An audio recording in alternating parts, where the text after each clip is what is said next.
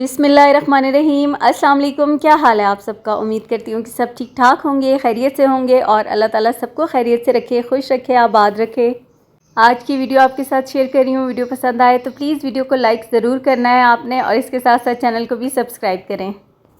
आज डिनर में मैंने पसंदे बनाए हैं और बहुत ही मज़ेदार ज़बरदस्त किस्म की ये रेसिपी है, मुगलई डिश है। मैंने डिनर के लिए बनाने थे इसलिए मैंने दिन में इनकी मैरिनेशन करके रख दी थी और मैरिनेट करना बहुत ज़रूरी है। तकरीबन मैंने 4 से 5 घंटे के लिए मैरिनेशन की थी इसकी। अच्छा, पसंदों के लिए जो मीट लिया जाता है ना वो अंडर कट का होता है और थिन स्लाइसिस में कट कर लेते हैं। आप कसाई को जाके कहें कि इस तरह का बना के दें पसंदों का गोश्त, तो वो आपको बना देंगे। और उसके बाद ये किचन हैमर की मदद से इसको पाउंड कर लेना, यानी कि थोड़ा सा गोश्त के जो रेशे होते हैं ना वो इस तरीके से टूट जाते हैं, गोश्त जल्दी गल जाता है। अगर किचन हैमर नहीं है तो आप किसी डंडे की मदद से भी ये काम कर सकते हैं और ये वाला काम भी हो जाता है कभी कभी।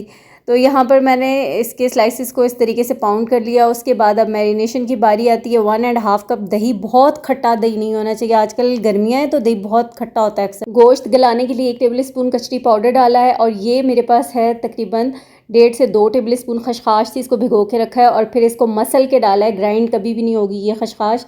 अच्छा, 4 से 5 हरी इलायचियाँ हैं, 10 बादाम हैं, 2 टेबल स्पून भुने हुए चने, 1 टेबल स्पून काली मिर्चें, उनको पीस के डाल दिया। लहसुन 1 टेबल स्पून भर के लहसुन और अदरक डाल दिया है। नमक, लाल मिर्च, गरम मसाला पाउडर और ज़ीरा पाउडर डाला है और उसके बाद इसको मैं अच्छे से मिक्स कर लूँगी, लेकिन ये हाथ से बहुत अच्छे से मिक्स करके सही पूरा हर एक बोटी के ऊपर मसाला अच्छे से लग जाए और फिर इसको मैं मैरिनेट करके रख दूँगी। उसके बाद अब मैं बना रही हूँ ये शाम में और यहाँ पर मैंने कुकिंग ऑयल लिया है। फिर इसमें 2 अदद प्याज रफली चॉप करके डाल लिए। प्याज को हल्का गोल्डन ब्राउन सा कर लेना है और उसके बाद जो मैरिनेट करके हमने रखा था ना बीफ, इसको डाल दिया। अच्छा, बीफ को आपने फ्रिज में रखना है मैरिनेट करके, गर्मी बहुत ज़्यादा, बाहर बिल्कुल भी नहीं छोड़ना, ख़राब हो जाएगा। उसके बाद पानी इसके अंदर तकरीबन मैंने डाला है 1.5 ग्लास के जितना और इसको हल्की आंच पे कुक करूँगी 1 घंटे के लिए। बीच में आधे घंटे के बाद इसका ढक्कन हटा के मैं गोश्त को मिक्स भी करूँगी, लेकिन पूरा 1 घंटे के बाद अभी आपको दिखा रही हूँ कि यहाँ पर अब ज़बरदस्त हमारे पसंदे जो है ना वो तकरीबन तैयार होने वाले हैं।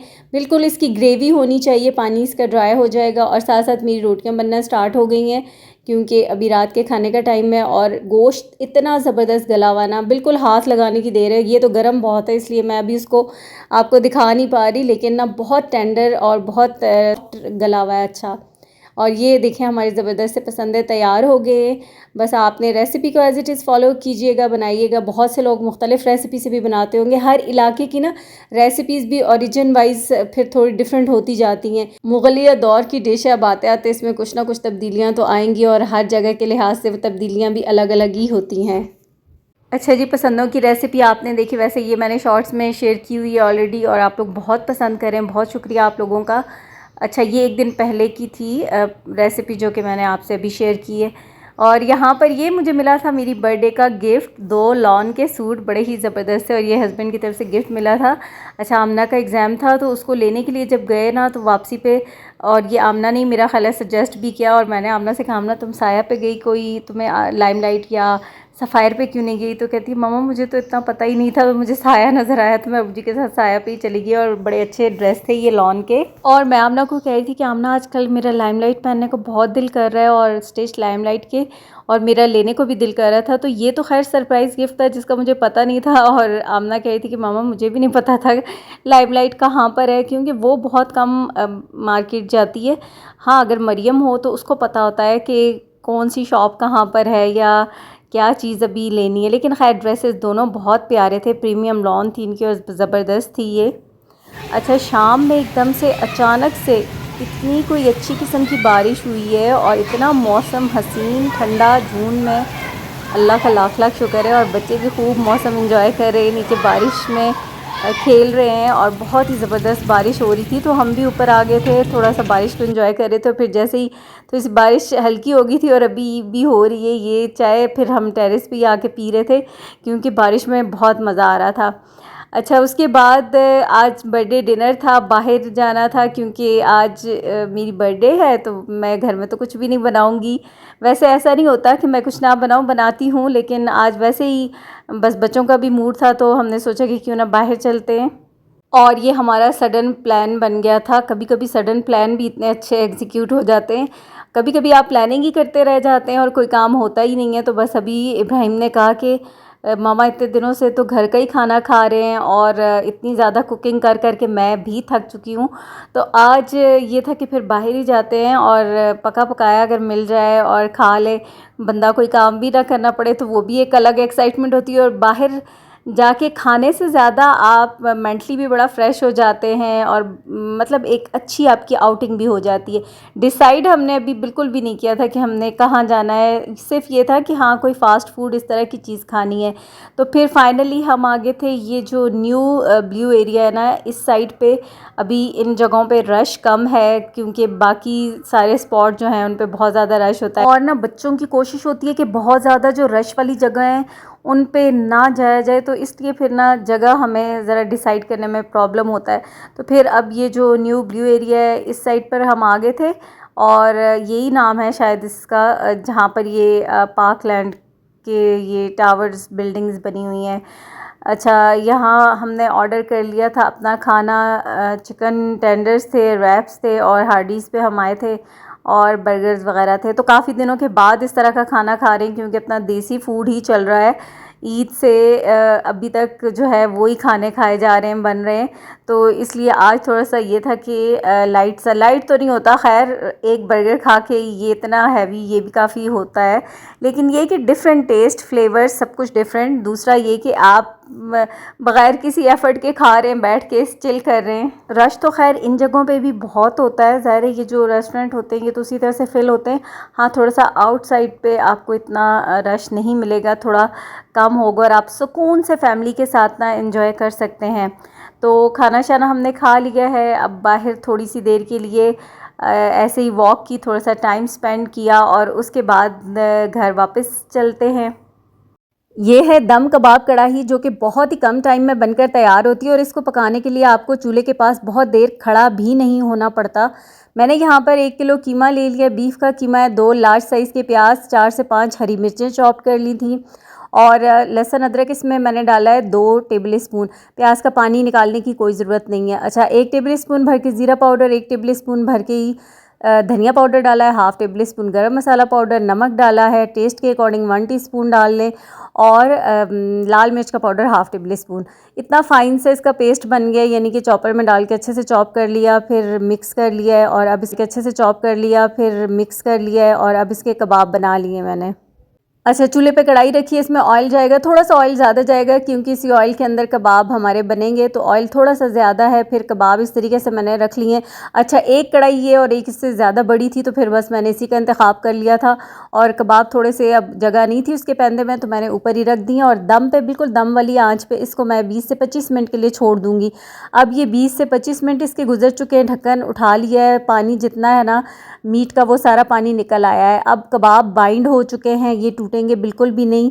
हल्के हाथ से मैंने इसमें चम्मच चला दिया है और मिक्स करके दोबारा इसको मैं तकरीबन 10 से 15 मिनट के लिए ढक्कन ढाँप के छोड़ दूँगी। अच्छा, यहाँ पर इसकी आंच भी मैंने थोड़ी सी तेज़ कर दी थी, यानी कि मीडियम फ्लेम कर दिया था। 10 मिनट के बाद ढक्कन हटा दिया है और अब इसको इसी तरीके से पकाऊंगी, सारा पानी ड्राई हो जाएगा। ये कुछ स्पाइसेस हैं, कुटी हुई काली मिर्चें हैं, ज़ीरा पाउडर, धनिया पाउडर, थोड़ा सा नमक और कसूरी मेथी है। इसमें हाफ़ प्याली की जितना मैं दही ऐड करूँगी और उसको अच्छे से मिक्स कर लूँगी। अच्छा, ये रेसिपी ऐसी है कि इसमें कुकिंग प्रोसेस इतना लंबा इस तरीके से नहीं है कि आपको पास नहीं खड़े होना पड़ेगा। दम पे रख के आप अपना कोई भी काम कर लें, इधर उधर जो भी आपने करना है, 25 मिनट आधे घंटे के लिए आप अपने काम में बिज़ी हो जाएं और तब आके आप इसको कुक करना स्टार्ट कर दें। अब यहाँ पर सारा जो पानी ड्राई हो गया है तो मैंने 2 टमाटर थे, 2 शिमला मिर्च थी मेरे पास मीडियम साइज़ की और 1 अदद लार्ज साइज़ का प्याज था, कट करके डाल दिया। अगर आपको नहीं पसंद सब्ज़ियाँ तो बिल्कुल भी मत डालें। और यहाँ पर जो दही के साथ मसाले मिक्स किए थे वो इसके ऊपर मैं डाल दूँगी। थोड़ा सा पानी मैंने डाल दिया था क्योंकि प्लेट के साथ काफ़ी ज़्यादा मसाला लगा हुआ था। अच्छा, अब यहाँ पर इसको मिक्स करूँगी अच्छे से, आंच तेज़ रखनी है और बिल्कुल जब दही का पानी खुश्क हो गया तो अब मैं इसको कोयले का अच्छा सा स्मोक दे दूँगी। यहीं से थोड़ा सा ऑयल लेंगे और कोयले के ऊपर डाल के फिर इसको ढक्कन ढाँप दूँगी ताकि इसके अंदर अच्छा सा इसका स्मोकी सा फ्लेवर आ जाए। और यहाँ पर बस मैंने चूल्हा भी बंद कर दिया था, 10 मिनट दम पे छोड़ा है। अब कोयला रिमूव कर दूँगी और ये हमारी इतनी ज़बरदस्त कबाब कढ़ाई तैयार है। ऑनेस्टली बताइएगा कि बहुत कम टाइम में बनती है, और कम टाइम से मुराद ये कि आपको नहीं भूनना पड़ता, आपको किचन में चूल्हे के पास खड़ा बिल्कुल भी नहीं होना पड़ेगा। और आज मेरा दिल चाह रहा था ऐसे तंदूर की रोटी के ऊपर इसको रख के खाने का, तो बहुत सॉफ्ट, जूसी और मज़ेदार कबाब कढ़ाई। अगर आपको मैंगो क्रीम चीज़ केक पसंद है ना, तो ये केक भी इंशाल्लाह आपको ज़रूर पसंद आएगा, क्योंकि ये है mango yogurt cake. Cream cheese का अल्टरनेटिव केक है ये। यहाँ पर मैंने 4 सुपर बिस्किट ले लिए हैं। इसका एक सादा वाला जो प्लेन फ्लेवर आता है वो भी ले सकते हैं, और ये भी। अच्छा, मैंने इनको अच्छे से ग्राइंड कर लिया चॉपर में डाल के, और फिर इसके अंदर मैंने डाला है 1/2 कप मेल्टेड बटर का, और इसको अच्छे से मिक्स कर लूँगी। ये जो मैं आपके साथ रेसिपी शेयर कर रही हूँ ना, मेरे इसमें 2 केक बनेंगे, लेकिन ये जो बिस्किट की लेयर है ये 1 केक की बता रही हूँ। अच्छा, केक का ये मोल्ड ही यूज़ होगा इसमें, और मैंने इसमें बटर पेपर इसलिए लगाया कि थोड़ा सा ना ये हल्के से ये लूज़ हो जाते हैं कभी कहीं से, तो इसलिए मैंने एहतियातन बटर पेपर इस तरीके से लगा लिया था कि ताकि बैटर बाहर ना आए। अच्छा, इसको अच्छे से स्प्रेड कर दिया, और इसको अभी मैं रख दूँगी फ्रीज़र में जब तक कि केक का जो मिक्सचर है ना, बैटर है, वो तैयार होगा। ये नो बेक केक होता है। जो योगर्ट मैंने आपको दिखाया ना, यही वाला इसके अंदर जाएगा, और मैं चूँकि 2 बना रही हूँ तो इसलिए 2 ले रही हूँ। आप इसी रेसिपी को हाफ़ कर लीजिएगा, और इसके अलावा दूसरा योगर्ट आपने नहीं लेना। एक डेयरी क्रीम का पैक जाएगा। अच्छा, मुझसे किसी ने पूछा था डेयरी क्रीम क्या होती है, तो ये देखें, ये होती है डेयरी क्रीम। और एक इसमें डिब्बा जाएगा कंडेंस मिल्क का। 2 आम लिए हैं मैंने, लार्ज साइज़ के थे, उनका पल्प निकाल के डाल दिया। ये सारी चीज़ें डालने के बाद अच्छे से इसको मिक्स कर लूँगी, और 4 टेबल स्पून जेलेटिन पाउडर को गर्म पानी में मिक्स करके रख लेना है। अच्छा, अब यहाँ पर जो 4 टेबल स्पून था ना जेलेटिन पाउडर, वो भी इसके अंदर मैं डाल दूँगी। बार बार आपको मैं ये कह रही हूँ कि मैं 2 बना रही हूँ, तो अगर आप इसको रेसिपी को हाफ़ करेंगे तो एक के लिए फिर आपका परफेक्ट केक बन जाएगा। लेकिन जो बिस्किट की मैंने लेयर दिखाई है ना, वो एक की बताई है आपको। अच्छा, यहाँ पर अब मैंने सारा मिक्सचर डाल दिया है, और ऊपर अब जैसे भी इसको आप गार्निश करना चाहें या जो भी डिज़ाइनिंग करना चाहें, ऊपर थोड़ा सा मैंगो का पल्प डाल के, तो इस तरीके से मैंने रख दिया है। अब इसको मैंने 2 से 3 घंटे के लिए फ्रीज़र में रखा है, और अब इसको डीमोल्ड करने का टाइम आ गया है। अच्छा, इसका फ्लेवर आपको ना जो मैंगो क्रीम चीज़ केक होता है उसी से मिलता जुलता ही आपको लगेगा। जिन लोगों ने मैंगो क्रीम चीज़ केक खाया हुआ है तो वो ये ट्राई करें और फिर बताएं कि मिलता जुलता है कि नहीं। और अगर ना भी मिलता जुलता हो तो बहुत मज़े का ये योगर्ट केक बनकर तैयार होता है। और ये देखें, ये कितना ज़बरदस्त लग रहा है, और ना इतना ठंडा मज़े का लग रहा था कि दिल चाह रहा था बस खाते ही चले जाए। बहुत ज़बरदस्त मीठा, बिल्कुल बैलेंस्ड था, और बहुत ही मज़े का ये हमारा मैंगो योगर्ट केक बनकर तैयार हुआ है। अगर आपने रेसिपी को ट्राई किया तो मुझे कमेंट में अपना फ़ीडबैक ज़रूर दीजिएगा, और बताइएगा कि आपको ये कैसा लगा। बहुत ज़बरदस्त बना है, और इतना कोई इसको खाते हुए मज़ा आया ना, एंजॉय किया है। आप लोग भी ज़रूर ट्राई कीजिएगा, और फिर मुझे बताइएगा कि आपको ये रेसिपी कैसी लगी है।